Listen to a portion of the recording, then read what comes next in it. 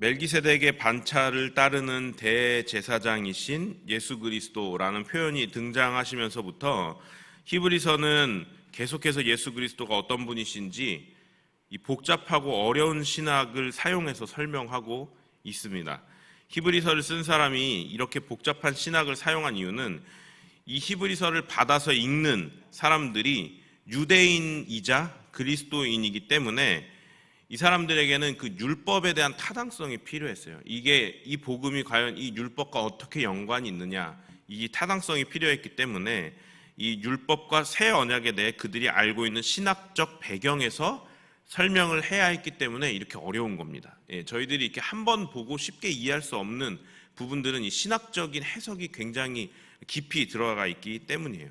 목사님 저도 많이 들여다보고요. 잘 이해 안 될 때는 주석을 찾아보기도 하고, 이 숨겨진 내포되어 있는 뜻이 뭔가 다른 것이 있는가 이렇게 살펴보기도 합니다. 어쨌든 우리들에게는 굉장히 어렵고 복잡하지만 사실 그 당시 유대인으로 예수를 믿었던 이 히브리서를 받아서 읽는 사람들에게는 반대로 굉장히 알기 쉽게 쏙쏙 들어왔을 거예요. 아, 이게 이런 뜻이구나. 이 설명을 왜 이렇게 하는지 알겠다라고 아마 쉽게 이해했을 것입니다. 어쨌든 저희에게 어렵게 느껴지는 이 부분을 저희는 묵상을 해 나가야 되지 않겠습니까? 그래서 오늘도 이 본문 살펴보면서 그 가운데 숨겨진 복음을 한번 찾아서 묵상해 보는 시간을 갖도록 하겠습니다. 오늘 본문은 이렇게 시작합니다. 이러한 대제사장이 우리에게 있다라고 시작을 합니다. 그러면 이러한 대제사장이 어떤 분인지 설명을 하기 위해서 이러한이라는 단어를 썼겠죠. 그래서 이러한 대제사장 예수 그리스도가 어떤 분이신지 유대인들이 알기 쉽도록 설명을 하는 거예요. 다시 말씀드리지만 유대인 아닌 사람들이 알기 쉽도록, 우리들이 봐서 알기 쉽도록 말하는 게 아니고 유대인들이 봤을 때 알기 쉽도록 말하는 거기 때문에 우리한테는 되려 어려울 수가 있습니다. 자, 첫 번째는 그는 하늘에서 지극히 크신 이의 보좌 우편에 앉으셨으니 성소와 참 장막에서 섬기는 이시라. 아멘.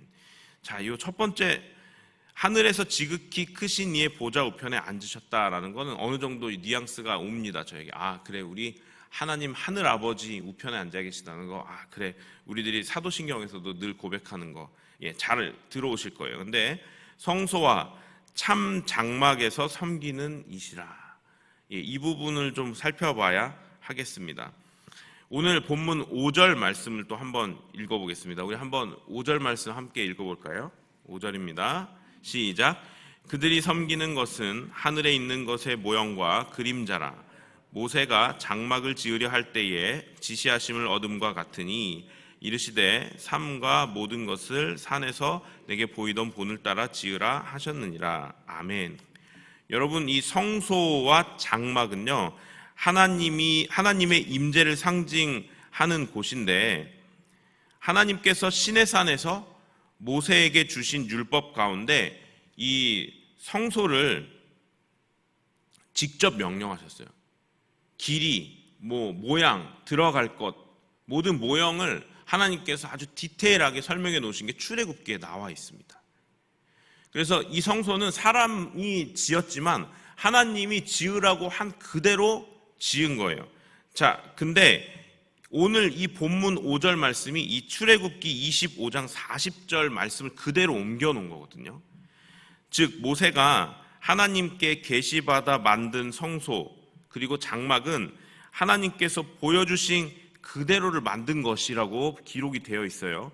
근데 그 하나님께서 보여주신 것은 하늘에 있는 성소의 모양을 똑같이 보여주신 거라고 말씀하시는 거예요. 오늘 5절 말씀에. 그래서 마치 하늘 성소와 장막의 그림자 같았던 게 바로 모세의 성막이다, 모세의 성소다라고 말씀하시는 거예요. 자, 이해가 되십니까? 그러니까 이렇게 말씀하시는 거예요.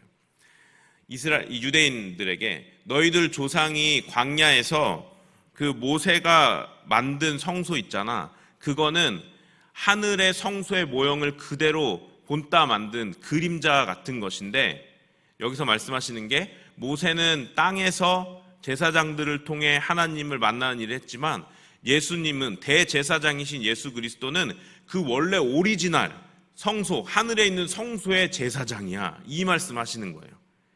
이해가 되십니까? 그러니까 결국 이 땅에서 모세에게 주셨던 그 성소는 사실은 사본이라는 뜻이에요. 사본. 원본은 따로 있다. 어디 있다? 하늘에 있다. 근데 거기에 하나님과 그 모든 사람들을 그 주관하는 대제사장의 역할을 누가 한다고요? 바로 예수 그리스도가 하신다는 거예요. 이 얘기를 하는 것입니다. 모세의 성소와 장막에 나아가기 위해서, 사람이 거기에 나아가기 위해서 반드시 필요했던 것을 율법으로 제정해 주셨는데 그게 뭐죠? 피 흘림의 제사입니다. 하나님 앞에 나아갈 때 이 피 흘림의 제사 없이는 결코 나갈 수 없게 하나님께서 율법으로 제정해 놓으셨어요. 왜죠? 죄를 가지고 하나님 앞에 나아가게 되면 지극히 거룩하신 하나님 앞에 죽임을 당할까 하나님께서 명령하신 게 바로 이 피의 제사입니다. 그래서 나의 죄를, 제물을 가져오죠. 데리고 오죠. 나의 죄를 제물에게 이렇게 안수함으로 전가시켜요. 내 죄가 저 제물에게 가는 거예요. 그러면 이 제물에 갖고 있었던 그 흠없음이 이제 저한테 옵니다. 되려 서로 전가가 되거든요. 그래서 오면 이 제물을 잡아 죽여요. 그러면 내 죄가 이 제물에게 갔기 때문에 이 제물이 죽음으로 인해서 나의 죄가 사해지는 것. 이게 하나님께서 명령하신 구약의 제사였어요. 자, 이 제사를 맡아 돕던 일을 했던 사람들이 바로 이 제사장들이죠. 그런데 이 대제사장은 모든 이스라엘을 대표하는 대사장으로서, 모든 이스라엘이 만약에 예를 들어 전체 이스라엘이 죄를 지었다. 그래갖고 막 전체 이스라엘 죄 지으면 막 전염병이 돌고 막 그랬잖아요. 그런 일이 벌어졌을 때 대제사장이 대표해서, 모든 이스라엘을 대표해서 하나님 앞에 속죄 제사를 드리면 그것이 하나님께 받아들여졌어요. 그 얘기는 이 대제사장 한 사람은 모든 이스라엘을 대표하는 사람이라는 것입니다. 자, 이제 예수님을 살펴보죠. 그렇게 하나님의 대제사장이신 예수님에게는 그런데 이제 더 이상 피 흘림의 제사가 필요 없잖아요. 예수님께서 단번에 본인이 직접 제물이 되셔서 죄 없으신 하나님의 아들이 피 흘리심으로 말미암아 이제 더 이상 구약의 제사는 필요가 없게 되었습니다. 그리고 하늘로 승천하셔서 그 하나님의 대제사장직을 지금 수행하고 계시는 것이에요. 자, 그런데 그렇게 하나님의 대제사장직을 수행하시는데 6절 말씀에 이렇게 말씀하고 계세요. 더 좋은 직분을 얻으셨다라고 말씀을 하고 계십니다. 예수님이. 그러니까 대제사장이기도 하신데 지금 피 흘림의 제사를 이미 예수님께서 치르셨기 때문에 대제사장의 역할을 계속해서 막 매번 피 흘림을 감당해야 되는 제사장의 역할을 감당하고 계시는 게 아니에요. 그러니까 다른 더 좋은 직분으로 지금 하늘에 하나님 우편에 앉아 계시는데 그게 뭐냐면, 뭐라고 설명하냐면 중보자라고 이렇게 기록을 하고 설명을 하고 있습니다. 자, 여러분, 예전에도 제가 한번 설교했던 것 같은데 중보자 하면은 가장 떠오르는 거 뭐 있으세요? 중보기도. 그렇죠? 중보기도 떠오르죠. 자, 중보자는 이 중보기도자를 뜻하는 것만은 아닙니다. 정확한 뜻이 있어요. 중보자. 자, 이것은 결렬된 틈을 막아선 자라는 뜻인데요. 조금 더 쉬운 말을 하면요, 중보자잖아요. 중간에서 보수하는 자라는 뜻이에요. 중보자, 중간에서 보수하는 자라는 뜻이에요. 자, 하나님과 인간 사이에 죄로 인해 가지고 완전히 분리가 됐는데 그 중간에서 분리된 틈을 보수하시는 분이다, 이런 뜻이에요. 그러니까 지금 예수님의 역할은 바로 이 역할이라는 것이죠. 하나님과 인간 사이 모든 인류를 예수님께서 중간에서 딱 보충하고 계시는 것입니다.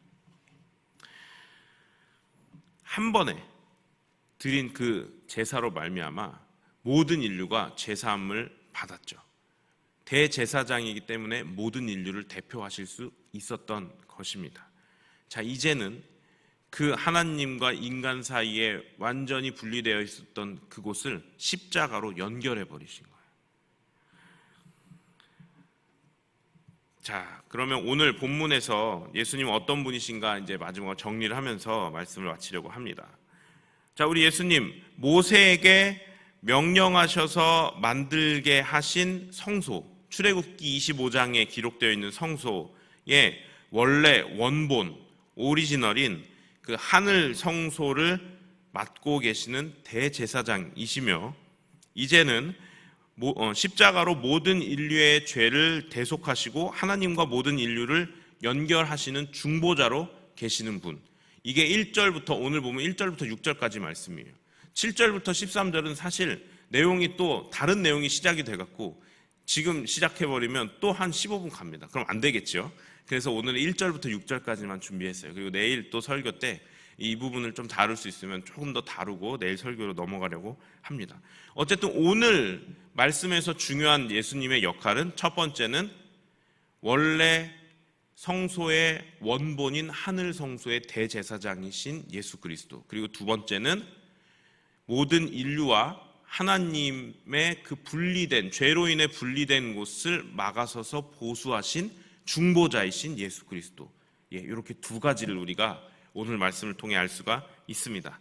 요한복음 14장 6절에서요 예수님 이렇게 말씀하시죠. 예수께서 이르시되 내가 곧 길이요 진리요 생명이니 나로 말미암지 않고는 아버지께 올 자가 없느니라 라고 말씀하신 것처럼, 하나님과 사람을 연결하신 중보자 되신 예수님을 믿지 않고 예수님을 통하지 않고는 결코 하나님께 갈 수가 없어요. 이 말씀하신 거예요. 내가 중보자다 말씀하신 게 바로 이거예요. 내가 중간에서 보수하는 자다. 그러니까 나로 말미암지 않고는 하나님께로 올 자가 없다라고 말씀하시는 게 바로 오늘 요한복음 14장 6절 말씀이라는 것입니다. 그래서 중보자이신 예수 그리스도를 믿고 의지하는 것이 우리들 삶의 구원에 있어서 가장 중요한 것입니다. 여러분, 이제 중보자라는 뜻이 무슨 말씀인지 아시겠죠? 자, 그러면 중보 기도는 또 무슨 뜻일까요? 그냥 잠깐 짚고 넘어가면은, 그냥 다른 사람 위해서 기도하는 것을 중보 기도라고 하는 게 아닙니다. 더 큰 뜻을 가지고 있어요. 이 다른 사람과 하나님 사이에 그 보수되지 않고 결렬되어 있는 틈을 예수님이 메꾸시지만 그것을 위해서 우리 중보 기도하는 거예요. 중간에서 그 사람과 하나님 사이에서 기도하는 것을 바로 중보 기도라고 하는 것입니다. 그래서 지금 중보 기도 하시는 분들은 다른 사람들을 위해서 기도하는 것은 바로 그 사람이 하나님 앞에 온전할 수 있도록 기도하는 것, 바로 그것이 중보 기도라는 것이 되겠죠. 자, 오늘도 예수님은 살아계셔서 우리의 중보자로 계십니다. 지금도 하나님과 우리 사이를 연결하고 계시기에 우리는 담대하게 하나님 앞에 나아갈 수 있죠. 우리들이 이 자리에 나와 있고 예배하며 하나님 앞에 나아갈 수 있는 것도 바로 중보자 되신 예수님께서 그 역할을 계속해서 감당하고 계시기 때문입니다. 오늘 하루도 중보자 되신 예수님 의지하면서 믿음 안에서 하나님의 뜻대로 살아가시는 우리 법한 성도님들 되시기를 축복하며, 오늘 하루도 우리 하나님을 경험하고 중보자 되신 예수 그리스도를 경험하며 살아가시기를 주님의 이름으로 축원합니다. 기도하겠습니다. 하나님 감사합니다. 중보자 되신 예수 그리스도를 알게 하시고 내가 길이요 진리요 생명이 나로 말미암지 않고는 아버지께로 나올 자가 없느니라고 말씀하신 그 말씀의 뜻을 알게 하시니 감사합니다. 맞습니다. 주님, 우리들이 어떻게 예수님을 거치지 않고 하나님께로 나아갈 수가 있겠습니까? 우리를 하나님과 연결해 주신 중보자 예수님을 우리가 믿고 의지하며 따르는 오늘 하루, 그리고 우리의 신앙과 인생이 되게 하여 주시옵소서. 하루하루 하나님과 예수 그리스도를 더욱더 알아가는 시간 되게 하여 주시옵소서. 예수님의 이름으로 기도합니다. 아멘.